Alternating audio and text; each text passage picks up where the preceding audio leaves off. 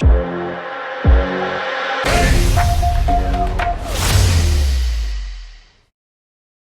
evening and welcome to another exciting interview series with CNTV News. My name is Vivian and I'm going to be your host. Now, Accra, that we all know, is the capital city of Ghana that comprises of so many beautiful tourist centers and then amazing structures. However, there is this constant sites of waste that are not properly managed or disposed of. So this evening we are going to be talking about how to turn this waste into a living wage or what. So hence the topic recycling. But to help me do that is Mr. Prince Agbata. But before then, I would like to inform all of you that we are live on Facebook at Campus Network TV. You can connect to us on Instagram at Campus Network TV, on Twitter at Campus Network T1. Alternatively, you can tell us how you feel about the program, your suggestion and opinion by sending us a mail at news@campusnetworktv.com. Mr. Prince Agbata, you are welcome to CNTV. Thank you so much. How are you doing? I'm very well. And yourself? I'm okay. Thanks for inviting me. The pleasure is ours. So please tell me, who is Prince Agbata? So first of all, I'm an alumni of Ghana Telecom, a proud one, and I had the opportunity of attending this school a few years ago. I'm saying that as it's a long time ago. Yeah, so I run a recycling program with my co-founder. We are running it in Ghana and Cote d'Ivoire coincidentally, and we are focused on using a mobile supported service to put recycling service on people's fingertips so that recycling becomes available for every Ghanaian, that they can cash in into it, and at the same time we are protecting and preserving the environment. So that has been what I've been doing so far, and that is what I do. At the same time, protecting and preserving the environment. So take us through the journey of Caliber. Is it Caliber? Can you please take us through the journey of Caliber? Okay, so the idea, Caliber actually started when I was in Ghana Telecom. Okay. I usually don't say this, but it was more like an app idea. So I did IT, and I was working on the framework. I remember doing the framework and thinking around the app. How can we be the app that can be ensuring that waste management is more auto customized and computerized. But I think the whole idea even became more bolder after the third June event. So the third June event happened in 2015, and back then I was going to level 400. Okay. And I lost a good friend in that flood incident. I was there in Cycle when the rains came around too. And you were there with your friend? I was there, but I lost a friend. You were there with your friend? I was there, 3rd June 2015. So that event was the moment that really got me thinking. And the reason for that flood was because the main Odona was choked with plastics, right, which caused the overflow. So the whole idea was to use an app for totally waste management, automation. Then now I had to focus more on plastics. And all this while I was in Ghana Telecom, final year doing my thesis and all that. So that was how the journey began, and it developed further into not just building an app, but even owning a recycling company and finding a co-founder who is francophone from Cote d'Ivoire. And since then, we don't just have a platform that allows people through SMS and app to schedule and segregate their waste, schedule for pickup. Agents and waste pickers bring them, buy them and pay them for it, and then bring it to recycling centers. Through the app, you can request for a pickup through the app. So I can just download the app. You could just download the app. And then in my house, and then once you download, you need to register. Okay. And then we sign you up. So by giving you the relevant bins and all that, and then you can schedule for a pickup. Once pickup is scheduled, you see the available calendar when it can be picked up. So mostly 2-3 weeks. And then once the schedule is done, Caliber Ranger, which is a picker, comes pick them up and gives you a point, and that point you can redeem through SMS, through mobile money, in cash, or do you weigh it's weighed. So at every pickup, I think a pickup was done last week for Ghana Telecom. Oh, really? And I think they did close to 200 kg. So it's weighed, our truck comes in, picks them up, and then they are paid at the end of the month. So at the end of the month, people are making around 200 cedis, 300 cedis, just by recycling their waste, and it's also reducing their waste power in the long run, and also protecting the environment. That's interesting. So how did the company evolve over the years? What are some of the drivers of growth? How it evolved. So it evolved by from just being generic waste management, because the waste management practice is just pick and dump, right? You collect waste. I don't want to mention like giving companies, then you pick up a waste from your house, your boiler is picked up, either an aboboya picks it up or a big fancy truck picks it up. It goes to the landfill, it's dumped there where it's burned. But what happens is that even on the landfill, there are waste pickers who wait for these trucks to dump, and then they do what we call picking. They hand pick for valuable materials, and these are plastics. So it could be this bottle or any other plastic material, and then they sell it, because waste picking is one of the jobs that doesn't require starting capital. You just go and pick and you make money. So it will evolve from generic waste management to collecting recycling materials and setting up a plant. So as we speak, we have a whole recycling plant. We started by just collecting and selling. So we were not adding value to it. But now what we are doing is we are picking, we bring to our facility, we recycle them into final products, and then we ship, because there's no company in West Africa that actually fully recycles this. So we ship to our customers in Europe, and they make new bottles or new products all over again. Exactly. No, well, they don't import it back to us, but it's used there. So we have two range of customers: those who make new packaging that can be recycled over and over again, so circularity, and then those who use it for heating systems. So in Europe, it's cold, so they have a heating panels and they make them from plastics as well. Okay. So with this, you do mention that you have waste pickers, right?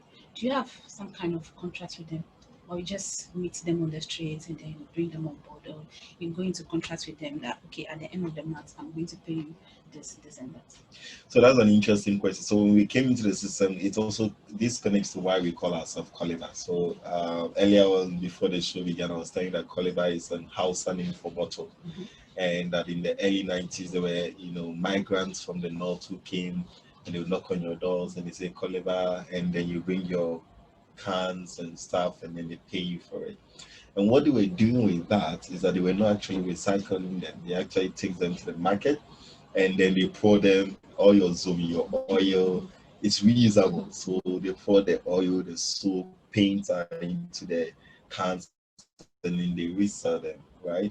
And then you reuse it. So waste pickers were very important.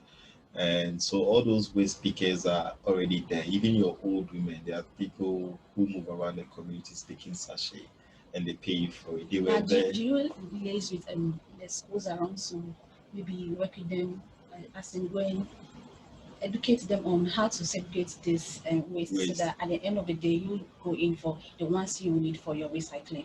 Yes, so we are a business. We are not an NGO. So sometimes we need to show the difference. So what we basically do is that we work with the waste pickers that will pick those materials and bring to us at a fee, and then we actually recycle. So you as a company don't go out there to. We only do it on say Saturday was World Cleanup Day. I mean, special days we go out there, and then we do it. But basically, we are more focused on processing, and people sign up through the mobile application, and we do directly with our suppliers and people who sign up. But we are not focused massively on education.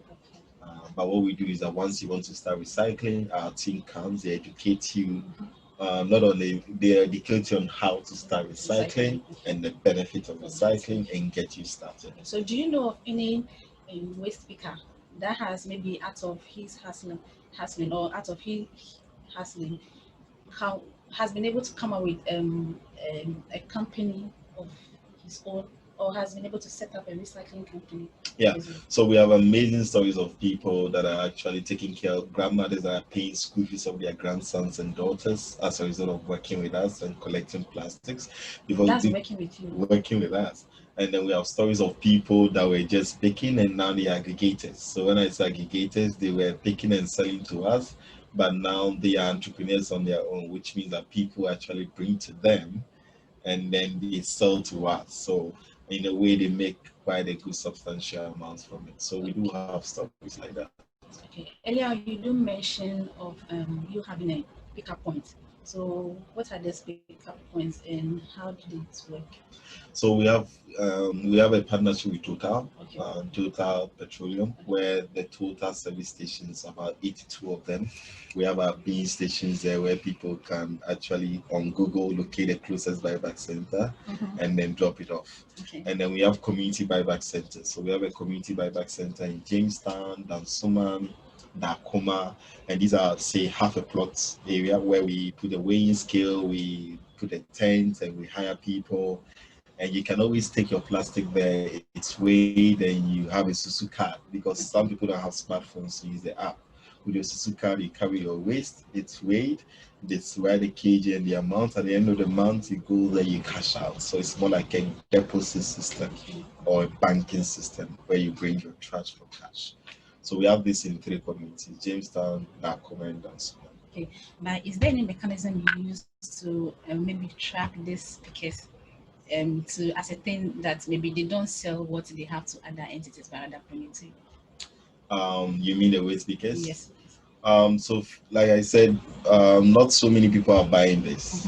We are mostly focused on PET. There are people buying the sachet, but Coliba is mostly focused on the PET. So, and our price is the best in the market. So we always have people bringing it to us. We really don't have that as a challenge.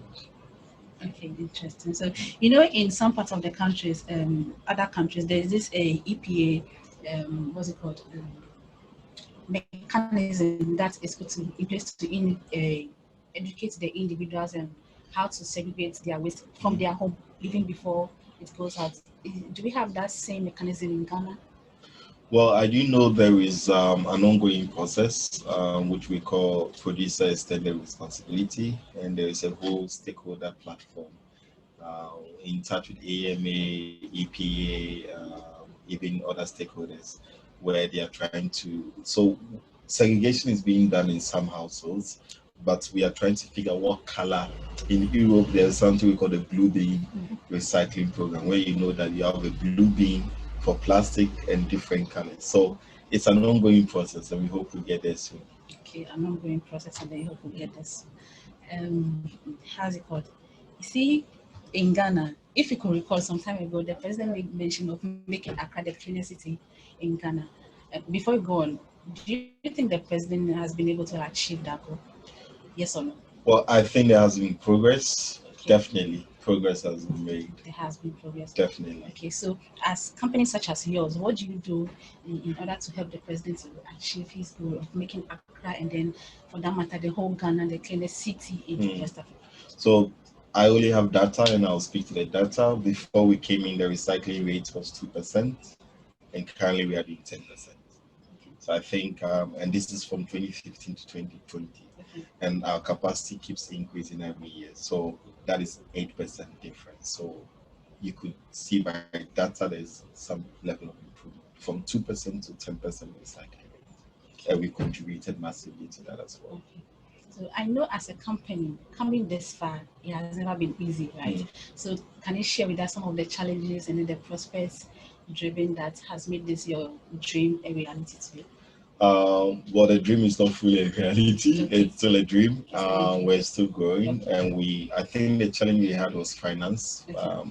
because the recycling sector is capital intensive, especially when you're making it a green tech, which is technology and um, green environment. So mixing tech with environment. So we have to finance the app, we have to finance developers, we have to finance a whole factory infrastructure, and that is thousands and thousands of dollars. And coming from an IT world, I didn't do business. It was a Just really about asking that someone who did IT, so one would have thought you going into, let's say, a mobile developer website, whatever, but you decide to go into recycling. yeah. What's really driving into that? Well, interesting question. So I was And mostly you still don't want to give up on it and go back. You know what, IT is everywhere. So let me just go back to what I studied in school rather than wasting my time. Because youth of today, we see this to be like, why should I finish school, come out of school with my degree, and be working as a waste collector? But you have been able to do it. yeah. How did you do it? Interesting thing is, I was even carrying waste on my head and Wow. was passing the Ghana Telecom Agbata campus. So first class students, I'll carry the waste and I'll pass, and my colleagues will see me. I'll sit on our boboya. My first boboya. No, I had done. Okay. I was done. And my first boboya, I ride it myself. So the pressure, but I think for me, I was willing to learn. There was that tenacity and that passion to really learn. So I got into incubators, I got into hubs. So when I say hubs and incubators, they're entrepreneurship hubs. I took mini courses that were like mini MBAs that bootstrapped you from idea, business plan, financials, getting all this. I had to create a whole business plan, and I really learned. It took me almost 5 years to get things on the business side of it. Wow. Yeah. So is it every plastic waste that is recyclable? No. So what are some of the plastic? There are at least 7 forms of plastics. So for this is PET, and this is recyclable. And for this example, there are 3 different plastics here. This is the HD, high density. This is the PET, and the wrapper is the PP. Okay. So in Ghana now, the PP is not recyclable, but this is recyclable. This is recyclable. So not every form. Your takeaway packs are not recyclable. So your plastic spoons and forks are not recyclable. So as much as the message we tell people from Koliba is avoid all those telephones, takeaway pack, carry your own plate if possible, and buy food in your lunch bowl. Carry your own drinking bottle if possible, because at least the idea that you drop everything in a recycle bin doesn't mean it's all going to be recycled. We only recycle what we can, and we take the rest back to the landfill, and that is not the best. So what are some of the processes that you used in recycling? So narrow it down for us, the materials count. We do about 65 metric tons per month, and 1 metric ton is 1,000 kg, and 1 kg is 50 bottles. So multiply, that means we do over almost 2 million bottles every month. And when this comes to a factory, we have about 42 employees that take off the labels. So the first thing they do is to take off the labels. They have gloves and everything. They take off the labels, and then they take off the caps, and then it goes to our machine, and our machine shreds it. And there's a hot wash, there's a cold wash, there's a dryer, and then it goes to the packaging silo. And then with the bags out there, it fills it up, we sew it up, and then we move them to the storage until we are ready to ship. It's a lot of work. It is. Yeah, it's a lot of work. So is the recycling sector really booming? Is the business booming? Is there any challenges, competition in the sector? It's picking up. Wow. It's picking up. It's capital. So the challenges are capital, regulation, but it's picking up. So for instance, the government has reduced the tax to 1%, which we enjoy. So it means that do you want the government to do more? Maybe well, by going extra mile, by opening a factory, because you do mention earlier on that you don't have some of this factory that do the recycling, so you have to export them to US and they will work on it. Yeah.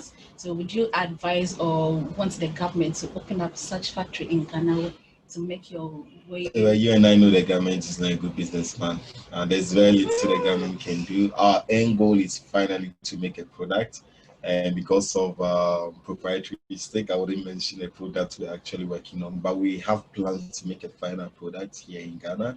But for now, we don't want to, we want to recycle as much as possible and sell to our customers. And what the government can do again is tax concessions, tax holidays, 1 district, 1 factory. Exactly, I was just about saying that, yes. A good stuff we're working with the government on to regulations, making regulations faster and process faster, and a few things. Yeah. And the money they put, the huge amount of money the government puts into attempting to making the country clean, can they invest that same money into building factories to support your companies and then the other companies that are into recycling? Well, I cannot speak to what the government has to do or what they're going to do, but what I can speak to is it boils down to the private sector. And I think what we're doing different as associations is that recycling companies are coming together for the first time to form an association and have a voice and be able to push public policy. And I think we would see a very big change from 2021. And I think government, Akufo-Addo has done amazing work through the Ghana Plastic Management Project, where there's a whole policy in Parliament for plastic waste and a whole lot. So with time we'll get there. Hopefully 2021, 2022. Coca-Cola, for instance, have 2025 as a deadline to make sure all their plastics are 100% recyclable. And we are here to make sure we're able to absorb those kind of intake. So investment wise, we are building ourselves up and all that. So yeah. Okay, so just to drift you away a little bit from the plastic recycling, when you visit some of our beaches, they are full of rubbish, this waste products, which is an eyesore. Imagine you taking a friend coming from outside and decide to go have fun at La Palm Beach or what have you, and then you see these rubbish, sorry, and welcoming you at the beach and then all of that. It's so appalling. What do you think can be done to retrieve some of this waste, and then how do we even safeguard our water bodies? I think the first thing is to ensure that it doesn't get there in the first place. And I think the reason why people throw them away is because they don't know the value for it. And I can tell you this, once we go to certain communities and we tell them, hey, separate these bottles, we're willing to pay for it, people actually separate them. But also the limit is that there's a limit to what we can process. You can bring the biggest plant in Ghana or the biggest plant in the world here in Ghana. It doesn't mean you're going to solve all the plastic waste management problem. So in reality, what I'm trying to say is that we need more hands on board. It's not just a problem for Koliba to solve, it's a problem for other recyclers to solve. And the new movement is that we have formed an association. We're trying to consolidate our efforts to recycle more. And the goal is to increase that to 25% by the end of next year, which is a very big goal. But that also means that paying people more for this and telling people that they can start separating, because people are separating their sachets and they get money for it, but not a lot of people know they can get money for this. So if we can push that kind of sensitization, it will really make a big difference. I don't know if you've been, in fact, this is your sector, so you should know. With Rwanda and Kenya, they have introduced some kind of straight measures by using this plastic and all of that. So do you think we can also do that, like similar thing in Ghana? Can we introduce a law that is binding? Yeah, so I've been to Rwanda several times, even in Kenya, and I do know that they have banned certain plastics. Rwanda has banned plastic, even for plastic bags. If you're at the airport, you need to take it back. For personally, this is not the opinion of Koliba or the company I work for, but on a personal point of view, I think that certain types of plastic could be banned if there's no long-term immediate solutions to it. So for instance, certain materials like styrofoam, your takeaway packs, again, no one is recycling them in this country. Your plastic forks and plastic cups, no one is actually recycling them because these are non-recyclable materials. If we can start by binding them, then that is the best way forward. But not all forms of plastic should be banned. Okay. Yeah. You do mention earlier on that some plastic can be recyclable. So what actually is the problem in Ghana? Why are we not doing it? Well, we are recycling. Just to correct that, there is a lot of recycling ongoing. But what is happening is there are snippets of people here and there with little machines that has little capacity. But what we have to do is to consolidate those capacities, and we can see the recycling rate shoot up. So there is ongoing recycling. There are people that are even using the non-recyclable materials and making pavement blocks, making sheets, building with it and all that. So the question is, how can we make sure that it's sustainable and that we can recycle more of them? Because there are millions and millions of these materials in the field, on the streets and everywhere. According to the country's EPA, right, we have about 2.58 million metric tons of raw materials and raw plastic that are being imported into the country each and every day. Okay, so of which 37% of it is effectively waste, goes into waste, and then 19% can be reusable, like you said earlier. Is there anything we can do as a country to put because this could probably be the cause of our problem. So is there anything we can do as a country to put limits on this importation of this raw plastic? Yeah, so I think the genesis is, for instance, take a company like Coca-Cola to Vortic to Belacqua, which is what we have here on this show. I'm not advertising for them; they have to pay for it if we are. Um, if they want to do these bottles, they buy what we call, they buy it from companies, spray-foam companies like Mohinani or whatever it is. And these companies make this bottle from virgin plastics, and they import them because nobody in Ghana here actually produces it, right? So what we have to do is, like you said earlier, we have to build factories locally that can use recycled product to make these bottles food grade and make these bottles back. But it's all investment. To get our machines, it costs no less than 50 million euros. Have you had any support from any organization internationally? So Locally? we've raised equity. So when I say equity, we have shareholders, private equity investors, but not government. We are a private company, so we do a lot of equity investment as well. Okay. So as an entrepreneur, is it easy for you? You know, most of the time we hear our entrepreneurs saying that it's not always about it's not always about making profit, it's about creating a job. So far, how many jobs have you created? How many people have been employed in your company to boost the economy? So we have 8 full-time office workers here in Ghana. In the factory, we have 42 workers. On the field, we have 210. That is the people we have Please employed. come We have 8 full-time office workers who are 8. always working from the That's office. 8%, right? Or you mean 8. Eight. 8 people Okay. working in the office, accountants, administrators, operation manager, you know, these office workers and stuff. And then we have 42 factory workers, and then we have 120 field workers. So these are people who go and buy and bring to us. Yeah. So what advice do you have for young people out there who are trying to make it, trying to venture No, the into field workers 210. 210 field workers. 210. So what I'll say is, if there is anything that you are passionate about, just go out and do it. For me, I still have my degree. I've never used it. It's still available, and I keep saying that just always know what you want and go for it. It doesn't. Not everybody is cut out to be an entrepreneur. If you have to work for someone, work for someone. You want to be an entrepreneur, go out there and join an incubator, learn the skill, learn what it takes to be an entrepreneur, and start it up. Yeah. So do you have I don't know how many people you have working with, but do you have people that you maybe you have started working with and at the along the way they dropped off and then now they are regretting dropping off, wanting to come back? A lot.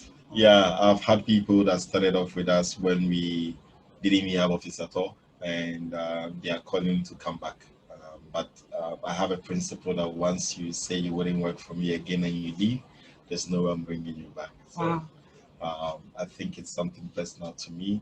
If you believed in the vision, you wouldn't have left in the hard times, right? Because there were times that we were paying salaries pretty late. And there were times, I mean, salaries are paid 2 weeks into the new month, you know.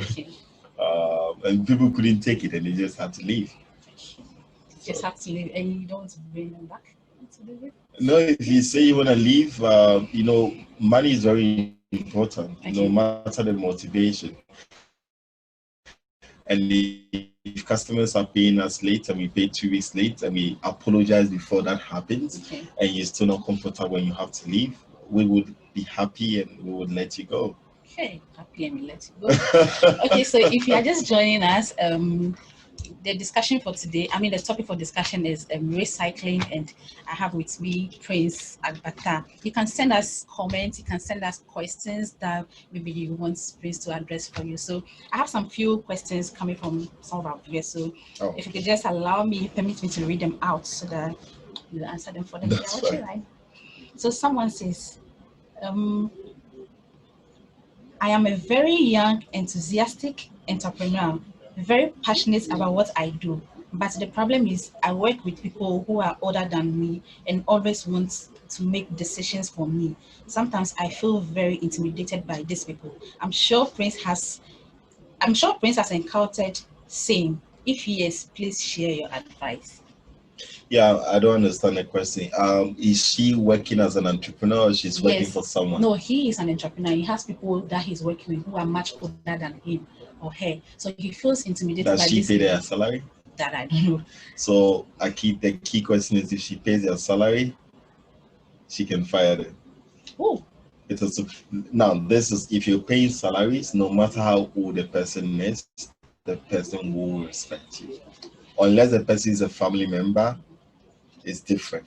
So far as you are hiring people that are way older and you are paying them salaries, they're gonna call you madam, they're gonna call you boss, and they'll respect you. So there's no need to be intimidated by them. So it's two things: either she's having people that are very close or have been very close friends or family relations and members, then that is different. So Yeah, what if but she's not paying them salary?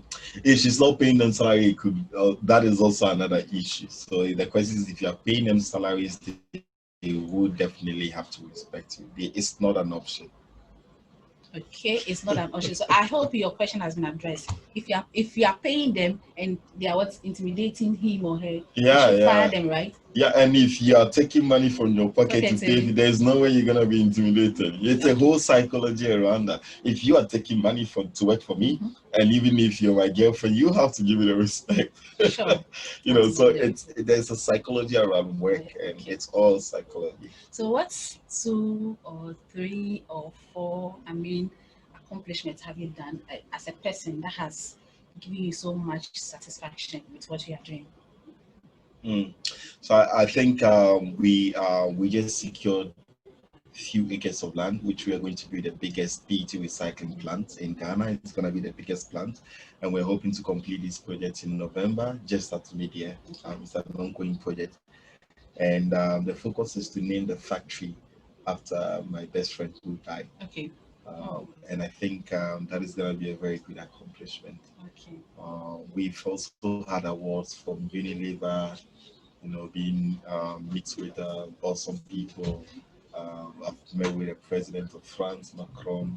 I've met with the German chancellor. I've met with Obama back in South Africa. And all these just because of what we do, and to see that people recognize our work, it's so enriching, and I'm so grateful for that. That's so grateful. Yeah.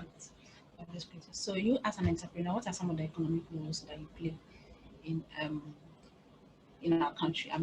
To fulfill your part of, or let me just say, corporate social responsibility. So I file taxes. So all my payee workers, we do the payee taxes. We file that. We do income tax. For this year, income tax was almost 3,000 cedis. Okay. So we contribute. We pay business operation permits. We pay all regulatory permits. We do campaigns. At least every quarter, we have a community campaign. Every month we pay about 65,000 cedis to a community. We give 65,000 cedis worth of money because we buy 65 tons of plastic. So we give 65,000 cedis every month for our materials to women to when for their picking effort and say thank you for segregating your plastics. So if you multiply that by a year, you can see how much we actually give out. And we're hoping to increase this to about 200 tons by November. That means 20,000 cedis every month going back to the community. So are you fulfilled as a graduate student? Or you have plans of? Well, I'm very ambitious. Or this time around, you go into waste management?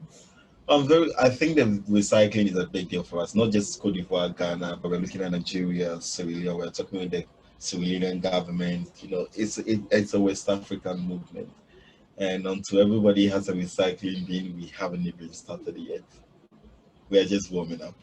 So, what are some of the exposures you've gotten going into the recycling business? Have you had any international award or prizes? Yeah, like I said earlier, we've had a Unilever Award, 2019 Unilever Awards. We've met with the French president. He came to our office. So he came here in 2018. Macron as well. We have been awarded by Acumen. We've met with Obama through the Obama Foundation. It's been amazing. So many awards that I can't even mention all of them. It's been So do you amazing. have plans of establishing Gulliver in US, in France? No, we have plans of establishing it in West Africa. Only This is in where West the Africa. problem is. I don't think Really? there's so much plastic problem in the US. The key problem is developed in Africa. I'm a Pan-Africanist. I'm Oh, much wow. more passionate about the problems here, not the problems in the US or Okay. Europe. Yeah. So you do make mention earlier that you came around to pick rubbish waste plastic from GTUC. Yeah. Have you been to the Agbata campus? I think the pickup was done here, the main campus. It was done in the main campus because I noticed someone is segregating. And GTC, you guys have to go green. I mean, just a Go green, message for all GTC, of you. go I don't know who is the environmental person, but I think the property department has to. We are ready to come on board. We are ready to provide the beans and the Okay. logistics, and to ensure that you can segregate all forms of your plastics, and even make a noise around it and give you data on the amount of CO2 you're offsetting and your contribution to the sustainability and environmental issues. So people are doing. University of Ghana is recycling. I mean, I think it's high time GTUC does this more on a more formal broad way. So do you look at maybe coming back to GTC to recruit students to join you work in your organization? Maybe for you know there are people who are passionate about this but don't know how to go about it. I've never had an employee from GTEC. Would you consider doing that?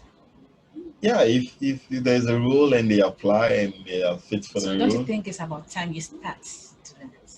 Just like how Well, the dream came about. yeah, I think we publicize all of our vacancies on social media platforms. The best we've had is interns. We've had interns from GTEC, I think 2, 3 years ago. But we haven't really had full-time employees. So we have we have people from University of Ghana, but not from GTEC. So you have a lot of youth supporting this agenda. Yeah, the oldest person in our workplace is 58, and the youngest is 23. Okay. The average is 27. So, 27. mm. So do you think maybe as upcoming CEO, coming from where you started, do you think maybe universities should consider um, lecturing students in this area of recycling? Maybe we should even start from basic school so that before you get to the university level, it's something you are abreast with. Okay, so you can even pick it as a course to do. Maybe now youth are going into entrepreneurship, but I don't see more youth going into recycling business. So how do we make it more attractive? Do we start teaching them from basic school through to uni, or how do we do it? I think the right word is circularity. So there's a Okay. whole concept on circular economy. It's not just recycling. So there are people that are using charcoal husks to make coconut husks to make charcoal. There are people that are using plastics and converting to fuel. And the whole idea is that we need to stop taking from nature. You take oil from the ground, you produce plastic, and it doesn't go back to, it just remains on the. How can we create that circularity? So it means that you take plastics, you convert it to oil, and it combusts. It doesn't go anywhere again. You take coconut husks waste, you convert it into charcoal, and you've ended a life. It's not just a linear cycle. It's a circular cycle. So I think that is what has to be talked about. And I think there are more and more people that are going to circularity. People are think even in tech, if you are, you can build a platform that can bring tech companies together. There's so much opportunities, and we call that green tech. And I think there are courses, and universities are even thinking around courses that are available for people who want to do green tech, sustainability, circularity, and environment. And that is a conversation we should be having. Even at the lower level, primary JSS, there should be conversation on climate change, because this is also a very important thing that needs to be pushed across. Okay, so another viewer just sent a question. He said, do you think circular economy with plastic recycling is the best? So recycling is just the bottom line. There are proponents that say recycling is not the absolute solution. I totally agree. But I also totally agree with the fact that it is a part of the problem still. It's a part of the solution. It is a solution that has been existing for a long time. There are better solutions, but until those better solutions become scalable, recycling is already a proven solution. Why don't we make that rate higher? Why don't we use it more efficiently? So yeah, recycling is at the bottom, but it's also a very So how many important companies do solution. you have in Ghana, like recycling company? I know Um, of Zoom Lion and so there are currently, I think there are close to 32 that's a lot. that But are we don't hear of formal. them. So we Well, have all the this question in is how many Ghana. waste companies We this? have all this in Ghana, and yes, still our gutters are choked, our streets are. I mean, they should be up their game. Seriously, they should be up. If they need the support from the government, they should go all out to make their appeal to the government to come on board and support. There Because is when you have so like much. 30, you said 30 what? So much 32. That is just a That's formalized. There are so many informal we people don't out there. hear of them. We don't hear of them. Well, Honestly. recycling companies and waste management companies don't advertise. I mean, if you've ever seen Zoom Lion advertising on TV, just there's no need for advertising because there's waste every day. The average person produces about 1.5 kg So of waste why a are the day. gutters still choked? I think Or is it our nature it's poor all attitude about towards? culture, behavioral pattern, and the infrastructure. Okay. Yeah. Because having this number of companies, recycling companies in Ghana, and no, it's really appalling. So what's the way forward for Koliba? The way forward in the future for Koliba? Well, we are working on this massive project that we are rolling out in October, which is Abeka Goes Green, and the whole idea is to make sure that we're starting with 300 households in Accra. We're gonna give them bins, everyone, to segregate their plastics. We're working with the AMA, which is the Okake North Municipal Assembly. And from there, we can scale it up to about 5,000 households. And the whole idea is by the end of 2021, every household in Abeka should have a bin or should have a recycling receptacle. And then they can segregate their plastics and then have them brought to us for recycling and also make money Okay. from it. We want to prove that Abeka can be plastic free. Just like you're saying, why are our streets still full of plastic? So we want to say, Koliba wants to narrow its operation radius to just a given city and show that a city like Abeka can be plastic free. So is it a difficult or easy task to do? It is difficult. Logistics is hard, but we have an amazing team that are up for the challenge. Like I said, we're starting with 300 households, and from there we scale it up to 5,000 Okay. and see the progress. Okay. Yeah. So maybe wrapping up, what advice do you have on me? What are your last words? So my words to students in Ghana Telecom is that you guys are amazing students. I did IT, and there is so many opportunities where, and I want to channel that opportunity. If you're a software engineer, whatever skill, networking, whatever skill or course you took, you can always look at circular economy. There is so much potential that we are looking for solutions that address plastic waste. We're looking for solutions that address energy, solar panels, solar power energy. There are people that are using physics, they have a mobile toilet, people go and use it. And at the end of the day, they take the bowl and then they convert it into compost and convert it into energy. And then there's the whole tech around that. How do you even have toilets, that are automated? How do we have our waste sector automated? How do we use AI, artificial intelligence, geosensing, machine learning to communicate among, even to bring recyclers together? You don't hear about them. How can we share data? How can we mine data and make this data available for people?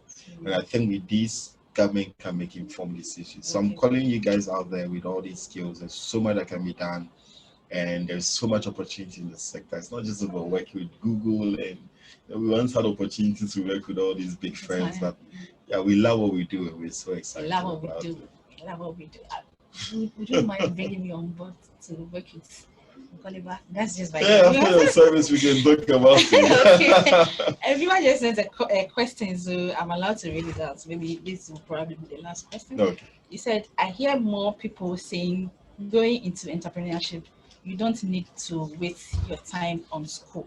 That means you don't necessarily have to go to school. If you want to be an entrepreneur, you can just decide, okay, wake up one day and say, okay, I want to go into this business. What's your view about that? That's a no-brainer. Because it's like most people, okay, I don't want to mention it. There are some people who have never been to school before, but they are big time billionaires when it comes to entrepreneurship. So I'm sure some of these young people look up to these people. That's why the person is saying that you don't necessarily have to go to school if you want to be an entrepreneur. What's your view on that? You want my opinion? Your opinion? It's a stupid idea. Yeah, if anyone tells you I want to quit school and go into entrepreneur, I think it's a very stupid idea. And the reason why I think so is, people use despite and all those people. It's their time. We're in the information time. We're in the information age. And I think you have to go to school because it's important. And I can go on and on as to why this is important. Because, and so she asked why. So reason why it is important. Look, if I didn't go to school, I don't think I'll be where I am today. There is so much that education brings on board. So even building structures in my business, building the shareholders in my business board, advisory board, board of directors, all of this were for education. About over 70% of the economy of Ghana is MES, small scale people, informal sectors, and they don't have any bookkeeping, nothing. Education gets you there, and if you want to go far, you need education. It's education that shows you need to have a social media platform, even how to type and put a post. Like social marketing is education. So if you don't have all these things, you may be making money, but you are just a local blogger. If you want to go far and make a difference, don't use Mark Zuckerberg and all those people as a yardstick. They live in a different infrastructure. It's a developed economy. There are systems and relief packages that support them. Like I was in Canada in February before I came down, there were relief package I was even assessing because I had a resident permit there, right? So, and what about the citizens? There's so much more. But here, Charlie, it's your hustle, it's my hustle. So education gives you an upper hand. There's no doubt about that. And I have people in the recycling sector who drop out of school, but they are not doing so well because they lack some of these basic stuff. So like you rightly hear from Prince, education is the best way to go. You can't go far if you don't go to school. It is only by education that he has come this far. So those of you with that ideology that you don't have to go to school to be able to make it in life, please drop it. Yeah, and even those who've made it as not going to school, they hire the best people to manage it, right? So if you have money to hire people, that is also fine. But you definitely need it. You need to learn it. Yeah. You definitely need it. So questions are still coming in. So I believe this will be the last one. Okay. This will be the last one. So let me read it out. He said, before this interview, I read about Prince, and to my surprise, I could see that he has been open to so many opportunities. That's great. I know of other youths who are also doing little things but don't get the opportunity. How does one go through this? I've been getting a lot of opportunities. I didn't know. people have read about you, Yeah, but I don't know. I'm trying to understand what information informed her question. How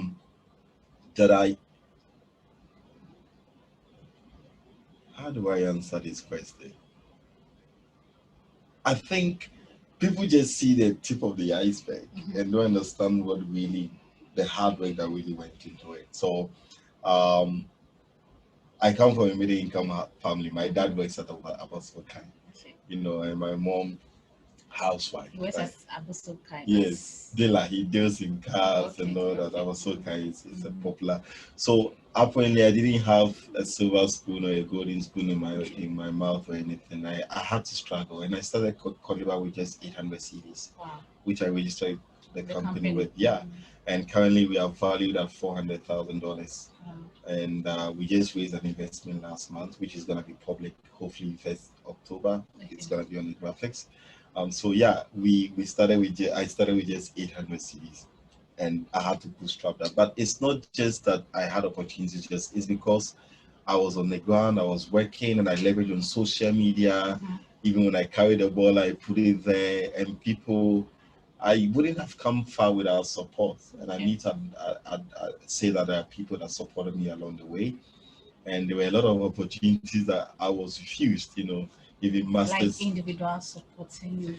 Individuals, my first investment was not for my family couldn't support me because there was no money. The first investment was $2,000, and it came from an investor friend in Germany. And $2,000 got me my first aboboya.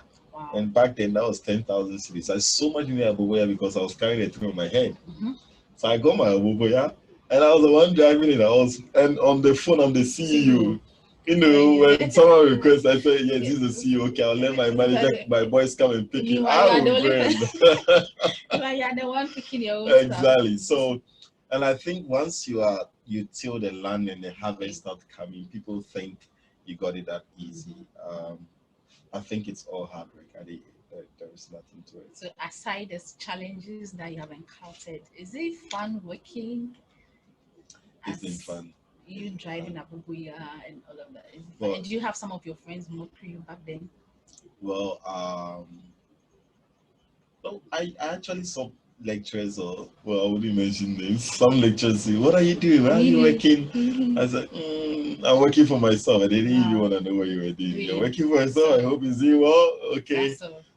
Yeah, but there was that kind of shame to it that they had on their face that you were a promising student, because I had a first class, and you could have worked with a good company, and now you're working for yourself. What possibly could come out of it? So someone just sent a question that I've already asked. I mean, the one you're in the field, but let me just read it for the sake of, so that the person wouldn't feel that no.